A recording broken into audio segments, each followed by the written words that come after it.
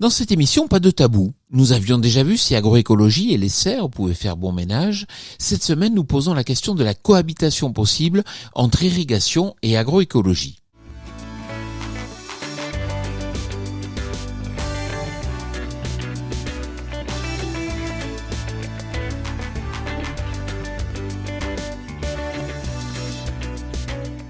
Partons dans le Lot-et-Garonne à la rencontre de Serge Escuringue, agriculteur mais aussi fondateur de Corize. Serge, pourriez-vous tout d'abord nous présenter votre exploitation ? Donc on est sur une exploitation en Moyenne-Garonne, en vallée de la Garonne, donc près d'Agen, une surface d'une 60aine d'hectares. Historiquement, je dirais une propriété traditionnelle de ce qui se faisait ici, à savoir jusqu'à les années 70-80, maraîchage, arboriculture, céréales. Les propriétés se sont spécialisées avec de l'arboriculture ou du maraîchage ou autre. Et nous, on est resté sur la céréale et la production de semences au bénéfice d'établissements semenciers qui sont installés sur la région. Pourquoi parle-t-on peu d'irrigation quand on évoque l'agroécologie ? Mais on en parle peu, sans doute, parce qu'elle a un déficit d'image. L'irrigation, elle a quelque chose un petit peu d'artificiel, un petit peu comme s'il y avait une antinomie entre agroécologie et productivité.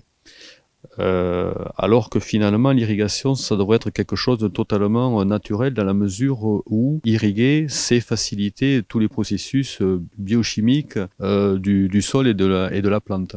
Mais l'irrigation impacte-t-elle les équilibres biologiques au sein d'une parcelle ? Non, l'irrigation, si elle est raisonnée, elle n'impacte pas du tout les équilibres. Au contraire, elle les favorise parce que elle va entretenir donc l'humidité du sol dans un optimum où la plante et toute la vie du sol va être dans un optimum, dans une zone de confort, et tous les processus vont être optimisés, vont fonctionner à leur maximum. Donc non, l'irrigation favorise plutôt ces équilibres dans la mesure où effectivement elle est elle-même pilotée, si c'est une irrigation raisonnée, je dirais, voilà. Pensez-vous au contraire que l'irrigation a aussi un rôle à jouer dans la transition agroécologique ? Ça va permettre justement d'optimiser les rendements, de tirer vers le haut les rendements, la qualité, l'état sanitaire, parce qu'on va avoir des cultures qui vont travailler à leur optimum, un sol qui va travailler à son optimum, et je dirais la vie microbienne, la microfaune, la microflore qui vont travailler à leur optimum. Donc quelque part, on facilite cette vie-là, donc on tire finalement, grâce à l'irrigation,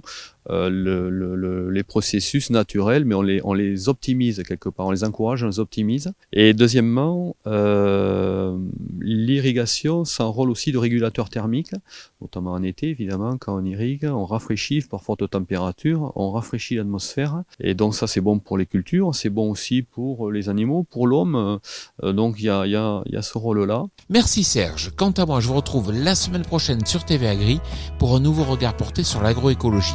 Bonne semaine à toutes et à tous.